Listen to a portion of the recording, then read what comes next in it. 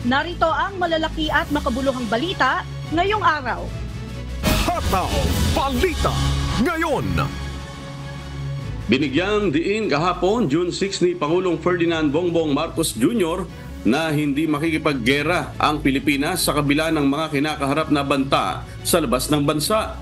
Sa kanyang ginawang pagbisita sa 10th Infantry Division ng Philippine Army sa Davao Region, nilinaw ng PBBM o ni PBBM na dinidepensahan lamang ng bansa ang sarili nito at hindi nakikipaggera kahit na kanino.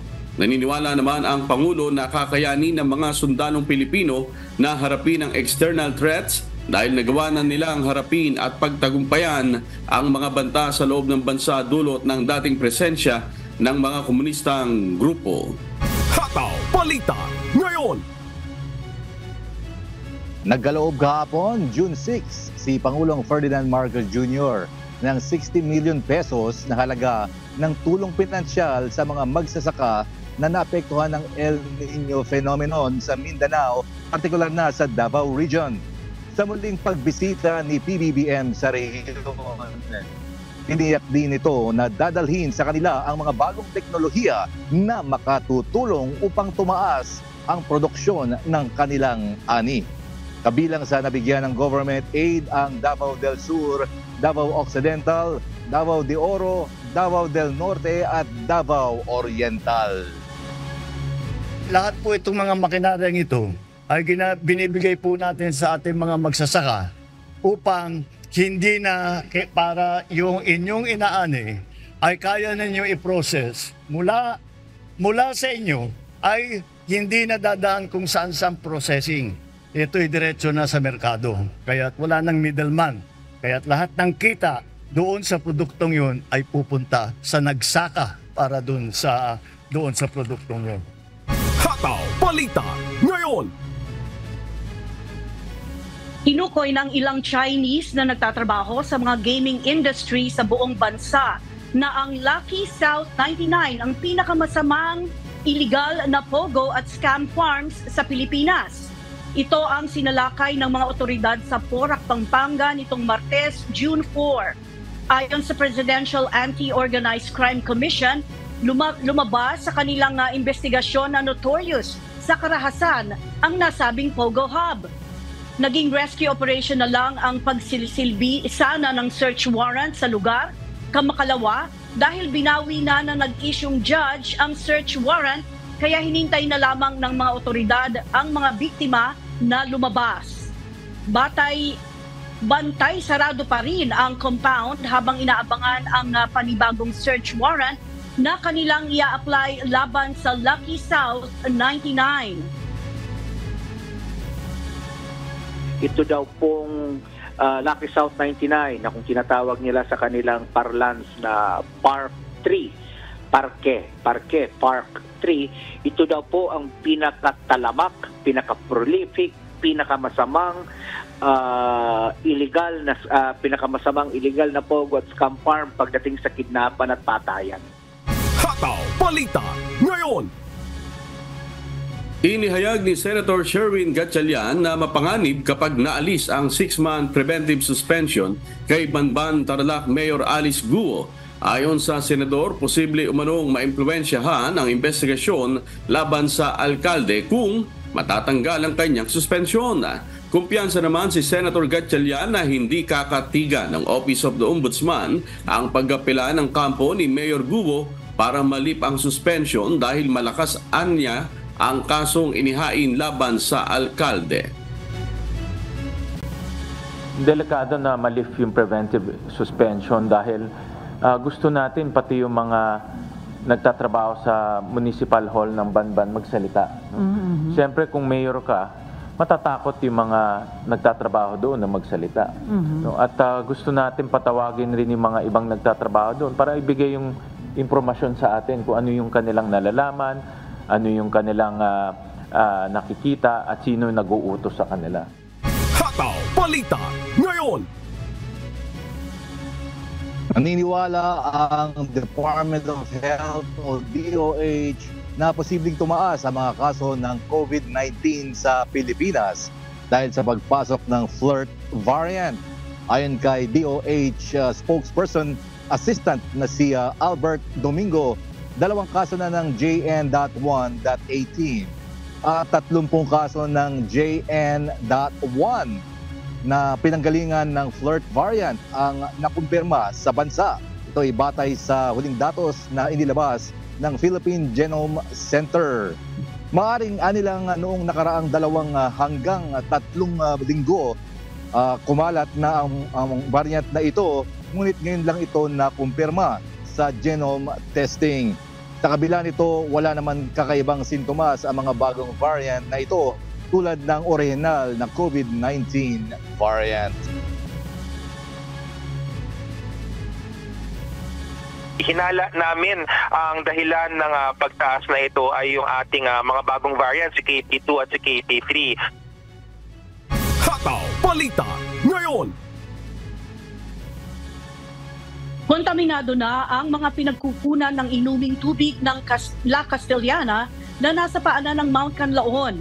Dahil sa nangyaring pagsabog ng bulkan kamakailan, nahaluan na ito ng mga sediment, kaya naman hindi na ito ligtas gamitin o inumin ng mga tao. Malaki naman ang pasasalamat ng La Castellana Local Government Unit dahil sa mga tulong na dumarating mula sa pamahalaan at iba't ibang mga ahensya. May mga lungsod na ring nagpahiram ng water tanker at mga water purifier at pati na ang Bureau of Fire Protection na siyang may pondo ng tubig at sinusupply sa mga residente ay nakatulong din sa lugar. Almost kasi ng sources of water dito sa La Castellana situated at the foot of Mount Canlaon. So we surely believe that those water sources are contaminated by the sulfur na init ng Mount Canlaon.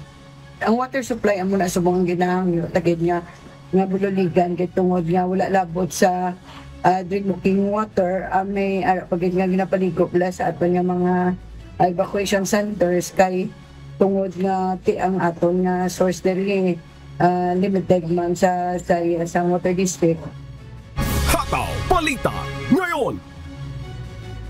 Nilinaw kahapon, June 6 ng Philippine Institute of Volcanology and Seismology o PBOX na nananatiling nasa alert level 2 ang Bulkang Canlaon at hindi sila nag-anunsyo ng pagtaas nito sa ngayon. Sa ilalim ng alert level 2, posibleng nangyari ang magmatic eruption kung saan maaaring maisama na sa danger zone ang nasa loob ng 5-kilometer radius ng bulkan. Posible pa rin ang pagtaas ng volcanic earthquake, volcanic ash, concentrations, acidity, temperature at ash explosions. Inaabangan nga ng wishers at music lovers ang mga artist na kasama sa gaganaping Wish Bus South Korea launch sa Busan sa darating na linggo, June 9. Kasabay ng ang pagdiriwang ng 126th Philippine Independence Day, magkakaroon ng live performances ng mga artist, kabilang na ang pop group na SB19. Ang daming mag-aabang dyan. Zach Tabudlo, Zephanie at Isay Malanyo. Inaabangan din ng wishers ang pagtatanghal ng K-pop group na Horizon. Kasabay rin ng aktibidad ang selebrasyon ng ika-75th anniversary ng Philippine-Korea Diplomatic Relations at 25th National Migrant Workers Day. Inaanyayahan ng Embahada ng Pilipinas sa Korea ang ating mga kababayan na makisali sa Pistang Pinoy 2024 sa araw ng linggo na magsisimula sa ika-9 o 9 o'clock ng umaga. Sabay namang mapapanood ang live streaming ng selebrasyon via Wish 1075's YouTube at Facebook pages sa ganap na alas 8:30 ng umaga Philippine Time.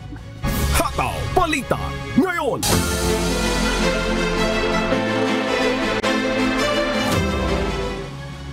Sinira ng Philippine Drug Enforcement Agency o PDEA ang nasa mahigit 9.1 billion pesos na halaga ng iligal na droga sa 13 Martires City, kung saan kabilang din sa mga sinira ang shabu na nasabat sa Alitagtag, Batangas noong Abril. Samantala, aabot naman sa nasa 2 million pesos na pabuya ang may pagkakaloob ng PDEA sa sinumang makapagtuturo sa mga transaksyon ng iligal na droga upang mapigilan ang pagkalat nito. Si Benedict Samson humahataw. Hataw Balita ngayon. Itinuturing na pinakamalaking drug haul ng mga otoridad ang pagkakasabat sa tasa 1.2 tons ng shabu sa barangay Pinagkurusan, Alitagtag, Batangas taong Abril ng taong kasalukuyan. At dahil sa pakikipagtulungan ng mga ahensya ng pamahalaan, naging matagumpay ang mga ito sa pagpigil ng tonel-toneladang droga na maaaring kumalat sa bansa. Matapos ang mahigit isang buwan, nakapaglabasan ng kautusan ng Regional Trial Court Branch 86 ng Taal, Batangas upang sirain na ang mga nasabat na iligal na droga. Nitong Miyerkules, June 6, sinira ng Philippine Drug Enforcement Agency o PDEA ang nasa 9.1 billion pesos na halaga ng iligal na droga sa Barangay Aguado, 13 Martires City, Cavite. Kabilang sa mga ito ang higit 1.2 million grams ng methamphetamine hydrochloride o shabu, higit 720,000 grams na marijuana, higit 15,000 gramo ng cocaine, 143.3 grams ng ecstasy at iba pang illegal na droga sa pamamagitan ng thermal decomposition na aabot sa 1,000 degrees centigrade. Hindi na ma-recycle to. That is 1,000 degrees. Pati needle dyan, kung may mga medical supplies, pati needle dyan, tunaw. Lahat dyan na pinasok mo dyan, natutunaw yun. Wala nang value yun. Wala nang chemical ka dyan na makukuha. Hash, abu, yun na yung mangyayari niyan. So by the time na matapos po yan bukas, babalik ang laboratory service. Kasi sila lang po yung may hawak ng susi na mamaya makikita nyo, kakandado po ng ating mga opisyalis yan.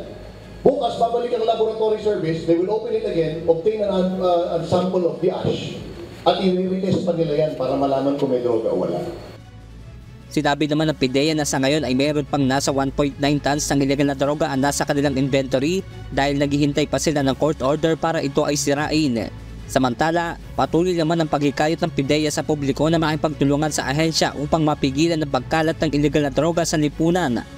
Sa programang Private Eye, nagkakalob ang PDEA ng pabuya sa mga informant na nakapagturo ng matagumpay na anti-illegal drugs operation. Maximum sa Operations Private Eye, may maximum tayo na binibigay na 2 million. Sa 20 kilos na mabigay nyo doon na may mahuli yung law enforcement, may at least 2 million yung reward doon yung sa private ay yung informant. Yung informant hindi pwede na government employee. Ang mga law enforcement at enforcement, mayroon rin reward na hindi rin hihigit sa 2 million. Depende nga yan sa weight, kaksa, purity. Benedict Samson, humahataw sa balita ngayon. Hataw Balita ngayon. Nakita ng Philippine Coast Guard Rizal sa isang uploaded video ng isang vlogger ang matulin na pagpapatakbo ng dalawang bangka na tila nagkakakarerahan sa Binangonan, Rizal. Dahil sa insidente, pansamantalang sinuspindi ang parehong boat captains. Si Jenica Cruz, humahataw! Hataw Balita ngayon. Pansamantalang sinuspindi ng Rizal Philippine Coast Guard ang dalawang boat captain na nakita nila sa isang uploaded video ng vlogger na matulin na nagpapatakbo ng kanilang mga bangka na may sakay na mga pasahero. Ayon kay Coast Guard Officer Lieutenant Junior Grade Alvin Austria, ang isang motor bangka ay galing Kinagatan at ang isa ay galing Navotas. Kinuhanan ng isang video vlogger itong dalawang motor bangka na akma na parang nagkakarera. So ito naman biglang na nakita kaagad ng Coast Guard natin dito sa Rizal at agad po nating pinatawag yung mga boat captain. Dagdag pa ni Lieutenant Junior Grade Austria, agad naman nilang ginawa ang pag-iimbestiga kung kumpleto din ba ang mga kaukulang dokumento ng dalawang bangka. Sa kanilang initial na investigasyon, napatunay ng lubhang delikado ang paraan ng pagmamaneho ng mga boat captain na naglalagay sa kapahamakan sa mga pasahero, lalo na't may nakaraang insidente na rin nangyari sa lawa. Paalala naman ng PCG, huwag ilagay sa alanganin ng buhay ng mga pasahero.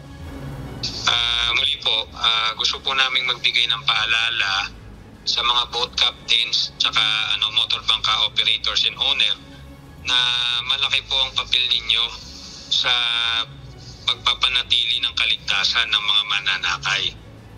sapagkat po kayo po yung yung nagdadala ng ligtas na biyahe.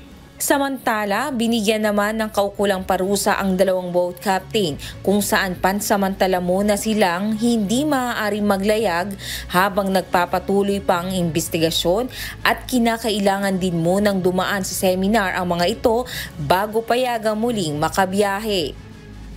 Mula rito sa Rizal, Jenica Cruz, humahataw sa Balita Ngayon. Hataw Balita Ngayon.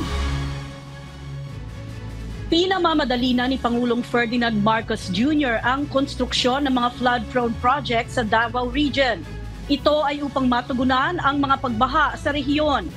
Si Lalaine Moreno, humahataw! Hataw Balita Ngayon.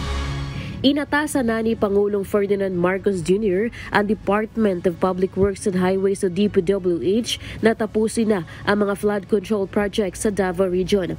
Layo nitong matugunan ang mga matinding pagbaha sa rehiyon lalo na ngayong tag-ulan.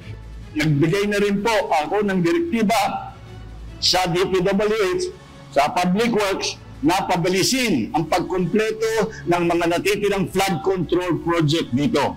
Nitong Pebrero, 14 ang nasawi at nasa 15,000 pamilya naman ang naapektuhan ng malawakang pagbaha sa Davao de Oro at Davao Oriental. Sa ilalim ng Bagong Pilipinas, tiniyak ng Pangulo na walang Pilipino na mahihirapan dahil sa epekto ng mga pagbaha. Pagsusubikapan natin na mas lalong madaling panahon ay walang Pilipinong nakalubog sa baha at sa kahirapan. Ito po ang Bagong Pilipinas. Maliban sa baha, magagamit rin aniya ang mga itatayong flood control projects sa pag-iimbak ng tubig para naman sa panahon ng tagtuyot. Ang flood control project ngayon po ay hindi lamang para sa flood control. Nag-iipon din tayo ng tubig at para sa irigasyon, para sa freshwater supply ng ating mga iba't ibang household. At lalagyan po natin kung kakayanin po, kung tama po, lalagyan po pa natin yan ng solar. Sila yung nakalutang na solar para meron din tayo makukuha kuryente na libre galing sa araw.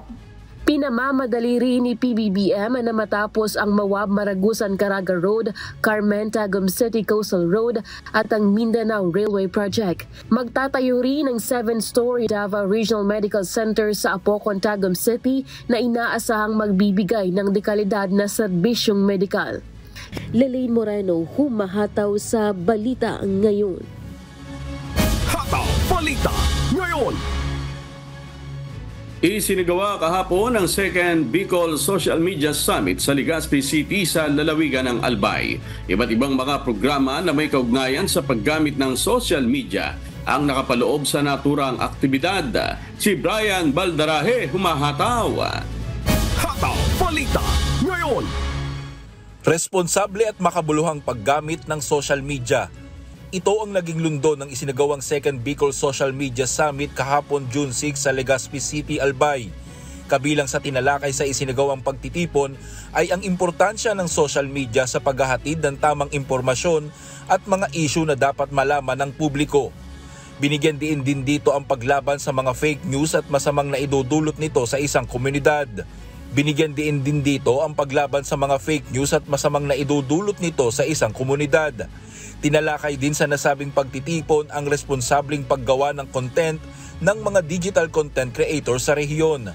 Kasama rin sa napag-usapan ang karapatan ng mga content creator at mga media practitioner kaugnay sa pagkuha ng mga impormasyon sa iba't ibang opisina ng gobyerno. Inilatag dito ang iba't ibang batas na magpoprotekta sa karapatan at seguridad ng mga media personnel. Ang naturang pagtitipon ay dinaluhan ng mga media practitioners sa buong rehiyon, kabilang na ang mga vloggers, videographers at mga content creators sa Bicol. Kasama rin sa mga dumalo rito ay ang mga youth leader at mga public official sa rehiyon. Pinangunahan naman ng mga opisyal ng iba't ibang opisina ng gobyerno ang pagtalakay sa Media Summit, kabilang na ang Philippine National Police, Philippine Army, Department of Education at iba pang opisina ng gobyerno. Dumating din sa nasabing pagtitipon si Senator Mark Villar at Senator Bongo. Dito tinalakay ni Senator Villar ang planong pagsasabatas ng Anti-Financial Account Scamming Act o AFASA Law na magpoprotekta laban sa mga online scammer na gumagamit ng mga financial accounts. dahil naging mas madalas po ang scamming dahil sa medyo mas marami nang gumagamit ng social media, marami nang gumagamit ng mga online transactions. So nakakaroon din ng mga scammers at ginagamit nila itong mga platforms para scam ang ating mga kababayan. So yun ang gusto natin na lutasin. Brian Baldarahe, humahataw sa Balita Ngayon.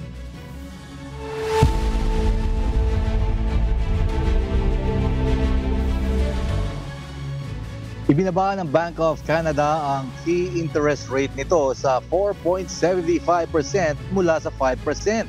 Ito ang kauna-unahang pagbaba ng interest rate mula March 2020. Mula sa Toronto, Canada, may humahataw na balita si Jenny Rico live. Hataw Balita Ngayon. O Jenny, parang good news ito ah. Ano ba ang dahilan ng pagbaba ng interest rate ng Bank of Canada? Yes, James, good news nga ito. At isa sa major factor na nagpababa sa key interest rate ng Bank of Canada ay ang pagbaba rin ng inflation rate ng bansa. Target ng Canada ang 2% inflation rate at noong Abril ay nasa 2.7 na lang ito. Ayon kay Bank of Canada Governor Tiff Macklem, kumpiyansa siya na hindi malayong maabot ng Canada ang target nitong 2% inflation rate. Isa ito sa dahilan kung bakit nagbaba ang Bank of Canada ng key interest rate mula sa 4.75, interest rate sa 4.75 mula 5%. Maging ang malalaking bangko sa Canada ay nagbaba ng kanilang prime lending rates kung saan mula 7.20% ay naging 6.96% na lamang ito na epektibo simula kahapon, Miyerkules dito sa Canada. Inaasahan naman ng ilang ekonomista na muling bababa ang interest rate ng 25 basis points sa July 24. Balik sa iyo, James. Jenny, ano ba ang magiging epekto ng pagbaba ng interest rate na ito? Maasahan bang bababa ng mga bilihin at sa mga consumers at sa borrowers at the same time? Yes, James, sa ngayon higit na apektado ang borrowers o sa mga nangungutang sa bangko, lalo na yung mga may mortgage dahil bababa na rin ang interest rate nila. Bagamat hindi ganun kalakihan, James, ang binaba, pero at least simula na sana ito ng patuloy na pagbaba ng interest rate. At sabi mo nga kanina, pati mga consumers inaasahang bababa na rin yung mga presyo ng basic goods dahil lately, James, lahat na nakakausap ko sa tingin nila nagdoble ang presyo ng mga bilihin. So hopefully bumaba na rin ito sa mga susunod na buwan, James. Very good. Sige, maraming salamat sa iyo, Jenny Rico mula sa Toronto, Canada, kung saan ang kung saan ang average cost of living ng family of 4 ay nasa 8,000 Canadian dollars o mahigit sa 340,000 pesos. Hataw Balita Ngayon. Yan. Sinabi naman ni Russian President Vladimir Putin na maaari siyang mag-deploy ng conventional missiles na malapit sa Estados Unidos at mga kaalyado nito sa Europa kung gumamit ang Ukraine ng mga long-range na armas. Mali rin umano ang isiping hindi ito gagamit ng nuclear weapon. Ito ang humahataw na balita ni Christy Rosacia. Hataw Balita Ngayon. Nagbabala si Russian President Vladimir Putin na ang paggamit ng Ukraine ng mas malalakas na armas ay isang pagpapalala sa gyera nito. Kaya umano ng Russia na magpadala ng missiles na tumatarget sa mga missile ng US Army Tactical Missile System o ATACMS ng British at French missile systems. Dinagdag pa nito na kaya ring magpadala ng long-range missiles ng Russia sa mga bansang tumulong sa Ukraine. Hindi naman niya idinetalye pa kung saan ipadadala ang mga missile. Sa kanyang pahayag, binanggit din niya na ang nalalapit na eleksyon sa Estados Unidos, wala umanong pakialam ang Russia sa susunod na mamumuno sa bansa. Nagbigay na ng pahintulot si United States President Joe Biden sa Kyiv na gamitin ng ilang armas na bigay ng US para sa mga military targets sa Russia. Hindi pa naman ito payag na gamitin ng Ukraine ang ATACMS na kayang umabot ng layong 300 kilometers. Una nang sinabi ni British Foreign Secretary David Cameron na may karapatan ang Ukraine na gamitin ang mga bigay na armas ng Britain at kung kailan ito gagamitin ng Kyiv. Christy Rosasia, humahataw sa balita ngayon. Hataw Balita ngayon. Muling nagkaroon ng eruption ng Indonesia's Mount Ibu kahapon. Dahil dito nakataas sa Alert Level 4 ang status ng bulkan. Ito ang humahataw na balita ni Tracy Agbincula. Hataw Balita ngayon. Muling sumabog ang Ibu Volcano sa Jakarta, Indonesia kahapon, July 6. Isa ang Mount Ibu sa nasa 127 na active volcano sa bansa. Ayon kay Herunitias Desi Pugnamasari ng PVMBG, Volcanology Agency ng bansa, 2 beses ang naging eruption ng 1,325-meter high volcano na naging dahilan upang ito ay malagay sa Volcano Alert Level 4. Kasabay ng pagdaloy ng lahar at mga bato, naganap ang unang pagsabog ng bulkan bandang 1:30 AM Indonesian time. Nasundan naman ito ng ikalawang eruption pagdating ng 7:46 AM kung saan naglabas ito ng volcanic ash na may taas na 1,200 meters. Sa tulong ng otoridad, nagkaroon na rin ng pangunang evacuation sa mga mamamayang nakatira malapit sa bulkan. Patuloy pa rin na pinag-iingat ang mamamayan at ipinagbabawal rin ng anumang activities within sa 7 kilometers ng crater. Madalas ang eruption ng bulkan sa Indonesia dahil nasa lokasyon ng geologically active Pacific Ring of Fire ang bansa. Tracy Advincula, humahataw sa balita ngayon.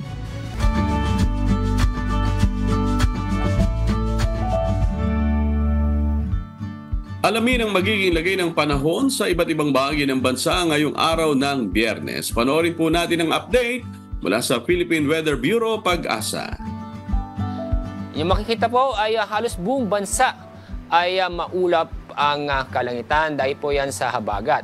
Inaasahan natin magpapatuloy ng epekto ng habagat sa ating bansa, lalo po sa kalurang bahagi ito, ngayon at hanggang sa 2 hanggang 3 araw. Mula ngayon hanggang sa weekend ay wala po tayong inaasahang mabubuo na low pressure area o bagyo sa loob ng ating PER, ganun din po sa may dagat Pasipiko.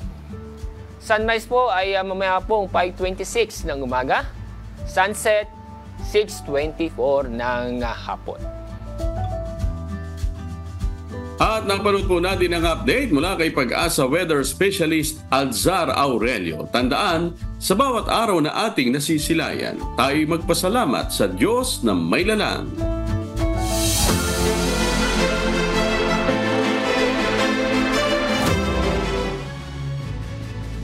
Hinihikayat ni Senator Amy Marcos ang mga kabataang bumalik sa larangan ng agrikultura sa pamamagitan ng Young Farmers Challenge Program.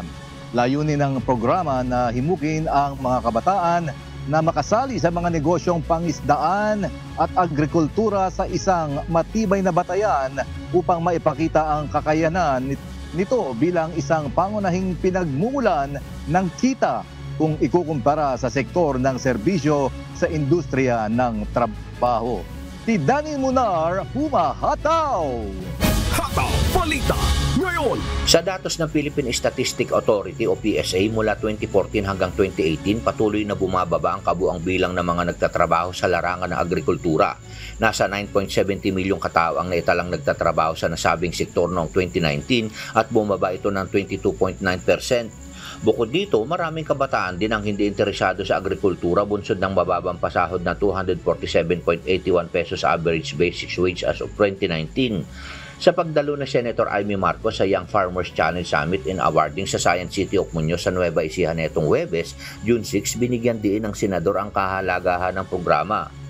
Bigay tayo ng kapital, 50,000 pag umpisa pa lamang, yung individual, 100,000 sa mga team. Pagkatapos pagdating na sa regional, umaabot na sila ng 300,000. Pag national na, nasa 550 ang kanilang makukuha. Walang utang-utang, kaya malaking bagay sa kanila. Nakakatulong po siya lalo na po sa ekonomiya ng bansa sa kadahilan ng tutulungan niya po ang mga kabataang magsimula. Lalo na sa, hindi lang po sa agrikultura, kundi business na rin po ito ng bansa. Tsaka ito po ay sariling atin. Layunin ng programa na makahikayat na maraming kabataan na magnegosyo sa larangan ng agrikultura at agri-fishery enterprise. Dahil nga po sa premyo na napanalo na namin, nag-boost po yung aming working capital para mas lumawak pa po yung aming production po ng pinya fiber po. And at the same time po, para maengganyo na rin po yung mga kabataan po natin na bumalik po sa agrikultura. Sa ngayon, meron ng higit 3,000 young farmers sa buong bansa ang patuloy na nagsusumikap sa kani-kanilang napiling larangan simula nang matatag ang programa noong 2021. Danny Monar, humahataw sa balita ngayon. Hataw Balita ngayon. Nasa 89% na ang ginagawang consolidation ng Land Transportation, Franchising and Regulatory Board o LTFRB Bicol sa mga public utility vehicle para sa PUV modernization sa Bicol Region. Si Jerry Galicia, humahataw. Hataw Balita ngayon. Nasa 4,780 unit ng Passenger Utility Jeepney o PUJ ang consolidated na ng Land Transportation Franchising and Regulatory Board o LTFRB Bicol sa buong rehiyon. Batay sa tala ng LTFRB Bicol, nasa 89% na ang mga nag-comply na public utility vehicles operator sa Bicol Region sa consolidation requirement. Sa ilalim ito ng PUV Modernization Program ng Land Transportation Franchising and Regulatory Board o LTFRB Bicol, pinakamarami sa lahat ng klase ng pampaserong sasakyan sa Bicol ang UV Express na may 1,118 consolidated units ang nakasunod o nakakomply sa requirements ng ahensya. Sa kasalukuyan, aabot na sa 6,104 traditional na pampublikong sasakyan ang pumapasada sa buong rehiyon, habang nasa 182 units naman ang sasakyan na nasa ilalim na ng modernisasyon. Nagpapakita lamang na nasa mataas na ang bilang na nakapag-consolidate na. Ayon naman kay LTFRB Bicol Regional Director Joel De Feo, pinaigting na nila ang kanilang pakikipag-ugnayan sa iba pang ahensya ng pamahalaan gaya ng TESDA, DOLE at DSWD para sa pagkakaloob ng mga social support program sa mga transport cooperator na hindi pa nakakasunod sa consolidation program ng gobyerno. Jerry Galicia, humahataw sa balita ngayon.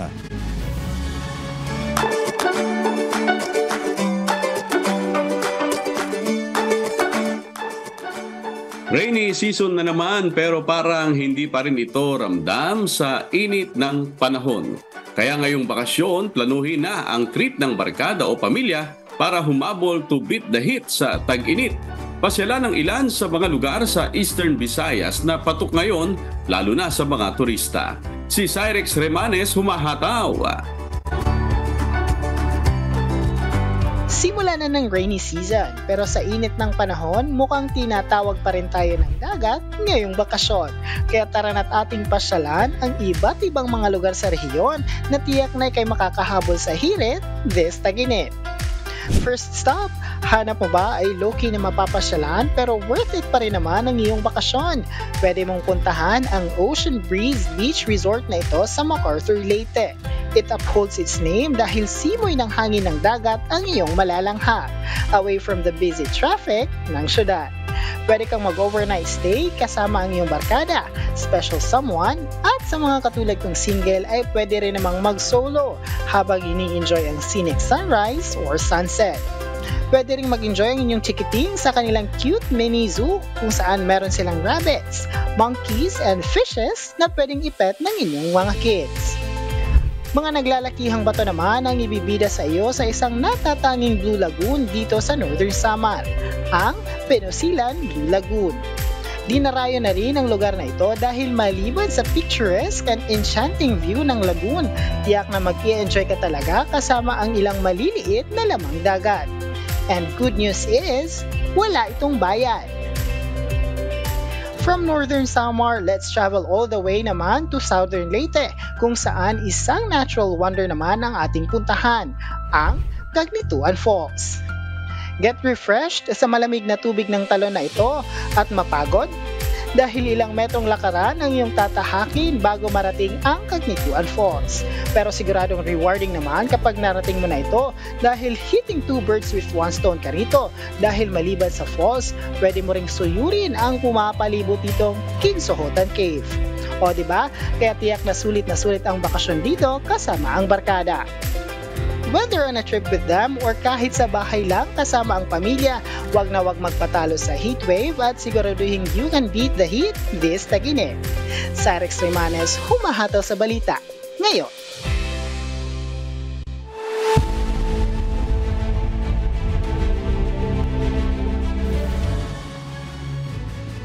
Kumakalat sa kasalukuyan ng avian flu sa mga kawan ng mga baka na ginagatasan sa timugang border ng Canada.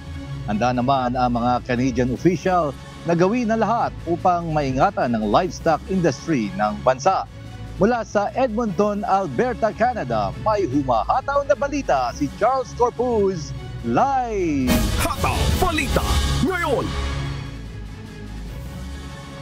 Magandang araw sa iyo, Charles. Saan nagmula ang kumakalat na virus na ito? Yes, James, noong Marso ng taong ito, ang AH5N1 o tinatawag na bird flu ay una natuklasan sa mga gatas ng baka sa Texas ng Estados Unidos. 68 kawan ng mga baka na siyam na estado ng bansa ang kumpirmadong nahawahan na ng nasabing virus. Noong nakaraang linggo lamang, may ikatlong human case na naitala mula sa mga dairy farm workers sa Michigan.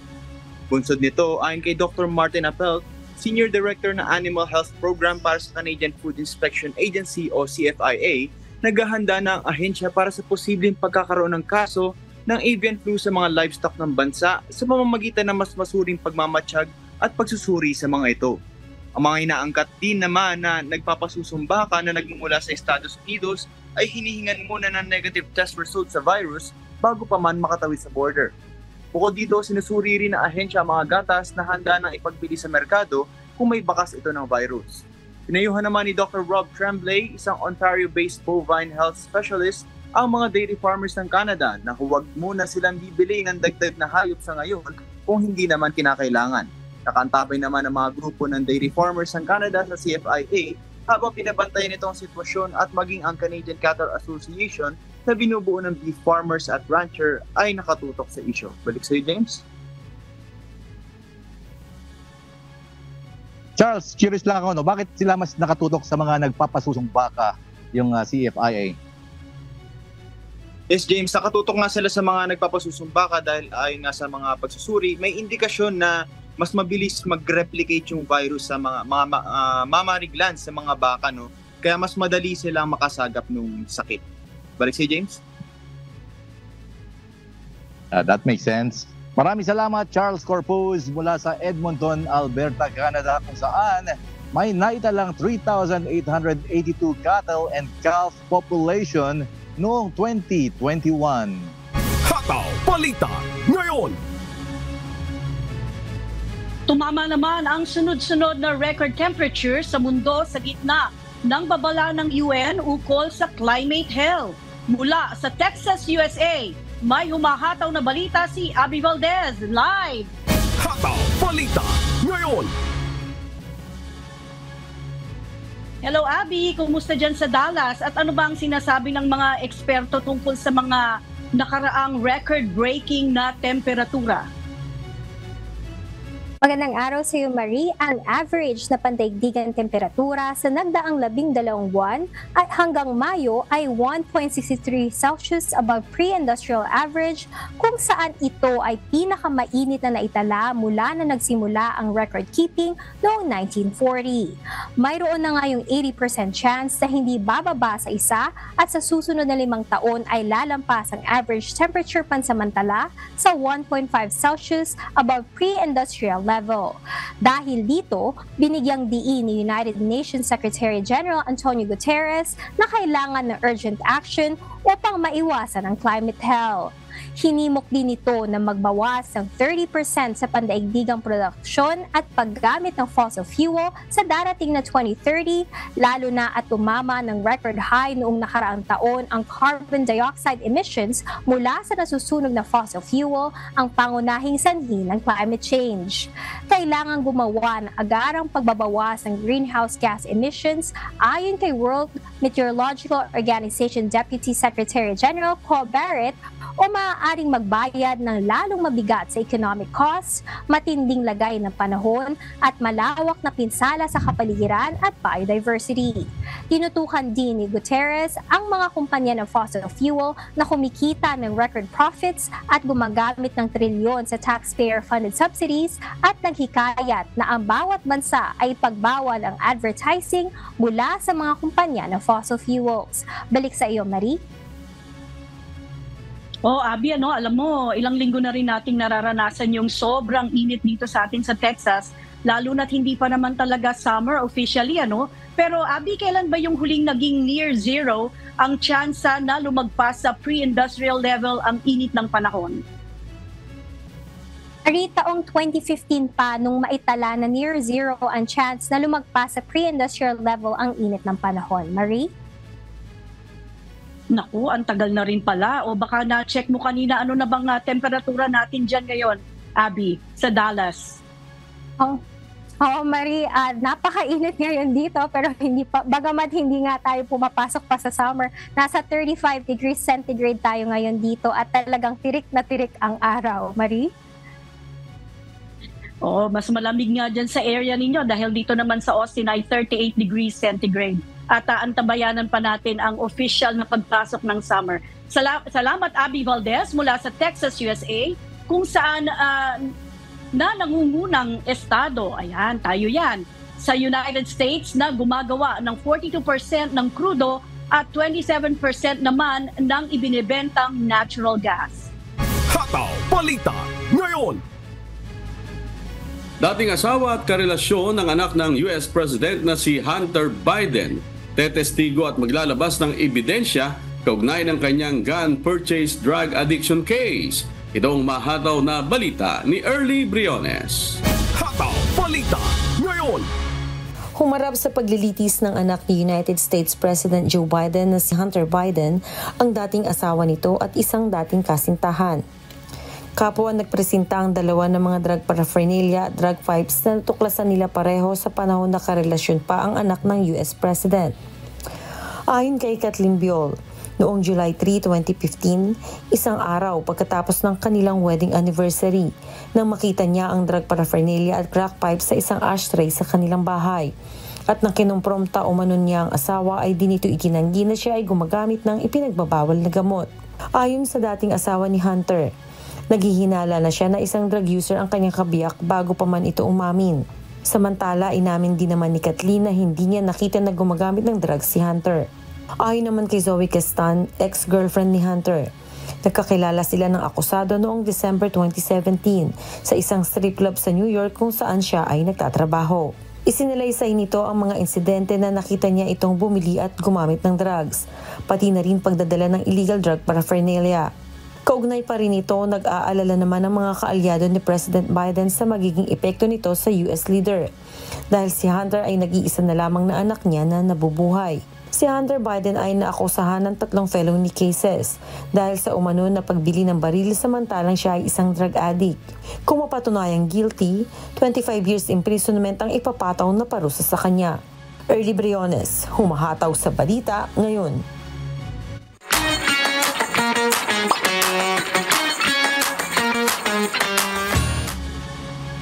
Magsasagawa ng panel discussion ang 3 sa most influential Filipinas sa mundo sa Philippine Consulate sa Milan, Italy.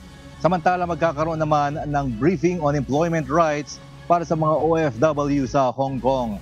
Ito ang humahataw na balita ni Lynn Perez. Hataw Balita ngayon! What's up, kabayan? Iniimbitahan ng ating mga kababayan sa Spain na dumalo sa flag raising ceremony. Gaganapin ito sa June 10 alas 9:30 ng umaga sa Jardin Rizal sa Philippine Embassy sa Spain. Sa mga interesadong dumalo, mag-email lamang sa cultural@philembasymadrid.com. Naglabas naman ng dates ng holiday closure ang Philippine Embassy sa Belgium. Sarado ang Pasuguan sa June 12, 14 at 17. Maaari namang tumawag sa 32-488-609-177 kung may emergencies. Samantala, iniimbitahan ng mga kababayan natin sa Milan, Italy at mga karatig lugar sa isang panel discussion. Ito ay may temang tumindig ka ng Matayo Guana kung saan tampok ang 3 sa most influential Pilipino sa mundo. Gaganapin ito sa June 13 alas 6 ng gabi sa PCG Kalayaan Hall. Sa mga interesadong dumalo, mag-register lamang sa pamamagitan ng pag-scan sa QR code na matatagpuan sa official Facebook page ng Philippine Consulate sa Milan sa facebook.com/PHLinMilan. Magkakaroon naman ng briefing on employment's right and anti-money laundering sa Hong Kong para sa mga OFW sa bansa. Gaganapin ito sa June 23 alas 2:30 hanggang alas 4:15 ng hapon sa 16th floor, 1 Mongkok Road, Commercial Center 1, Mongkong Road, Kowloon, Hong Kong. Libre ang event na ito kaya't mag-register na sa pamamagitan ng pag-send ng email ng enrollment form sa fdh-inquiry@labor.gov.hk. Maaaring ma-download ang enrollment form sa pamamagitan ng pag-scan sa QR code na matatagpuan sa official Facebook page ng Philippine Consulate sa Hong Kong sa facebook.com/PHLNHK. Lynn Perez, sumahataw sa Balita Ngayon. Hataw Balita Ngayon! At sa atin namang shout out, ayan, meron pa. Andyan si Christian Uy at si Elena Yang at si Emma Chikuhara. Ganon din si Moises Pabro. Ayan, sila Hener Aliparo at Louie Lipanya. Of course, si Mami Beth at Bradan Rason. James. Ayun, ako naman binabati ko ng isang happy birthday yung ating kasamahan dito, ang kapatid natin sa MCGI. Nandiyan sa Pilipinas, si Brother William Jones. Tama-tama, Tom Jones na tayo. Ate Marie, ikaw. Oo, binabati rin natin ang ating mga kababayan dyan sa Marikina City at ngayon din dito sa Texas, USA at ang aking ni Amor na naghihintay na dito. Kinakawayan ka kanina, James, ang payat mo raw. Ayan, amigo.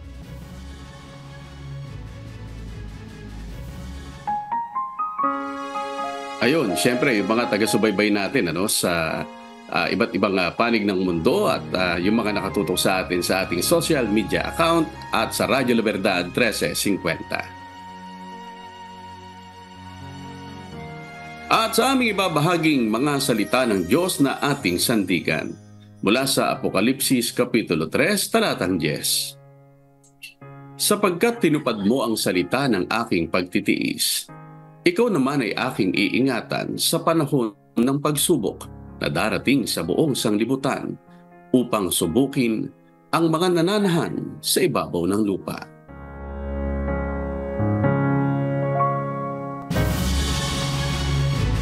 At yan pong mga humahataw na balita ngayong umaga ng Biyernes, ikapito sa buwan ng Hunyo 2024. Sa ngalan po ng lahat ng bubuo ng UNTV News and Rescue, UNTV Radio La Verdad 1350 at ang ating mga correspondent mula Luzon, Visayas at Mindanao. Mula po dito sa Pilipinas, ako po inyong amigo Sherwin Kulubong. At yan po ang mga humahataw na balita sa iba't ibang panig ng mundo ngayong Friday morning, June 7, 2024. Mula dito sa Maryland, USA, ako po si James Bontuyan. Happy weekend! At advance happy birthday naman sa aking anak mula rito sa Austin, Texas, USA. Ako naman si Marie Peñaranda at dito sa UNTV at sa UNTV Radio La Verdad 1350. Diyos ang aming sandigan, serbisyo publiko ang aming pinahahalagahan. Susunod na po ang Good Morning Kuya. Salamat po sa Diyos at magandang umaga.